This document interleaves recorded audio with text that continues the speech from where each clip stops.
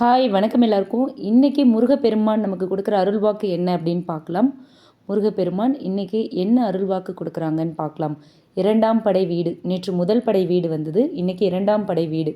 Okay, முருகனின் 2ஆம் படை வீடான திருச்செந்தூர் கடலோரத்தில் அமைந்துள்ளதால் திருச்சீரலைவாய் என்றும் ஜெயந்திபுரம் என்றும் பெயருண்டு. இங்கு முருகப்பெருமான் சூரபத்மனை அழித்ததாக கந்தபுராணம் கூறுகிறது.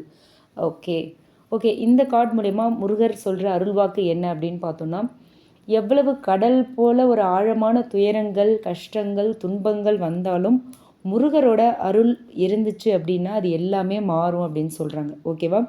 நீங்கள் எதுக்கும் பயப்பட வேண்டாம். உங்களோட வாழ்க்கையில் வெற்றி, ஒரு நிலையான அமைதி, நிலையான ஒரு மகிழ்ச்சி, மன நிம்மதி, இது எல்லாமே வரும் அப்படின்னு சொல்கிறாங்க. உங்களோட மனசை தூய்மையாக வச்சுக்கோங்க, அன்போடு நடந்துக்கோங்க. என்னுடைய அருள் எப்போவுமே உங்களுக்கு தான் அப்படின்னு சொல்கிறாங்க முருகப்பெருமான். ஓகே, இந்த கார்டு மூலயமா முருகப்பெருமான் சொல்கிற முக்கியமான விஷயம் என்ன அப்படின்னா, உங்கள் வாழ்க்கையில் உள்ள தடைகள் எல்லாமே நீங்கும், உங்களுக்கு தெய்வீக பாதுகாப்பு கிடைக்கும், மன அமைதி கிடைக்கும், பொருளாதார ரீதியாகவும் ஆன்மீக ரீதியாகவும் ஒரு முன்னேற்றத்தை உங்கள் வாழ்க்கையில் பார்ப்பீங்க.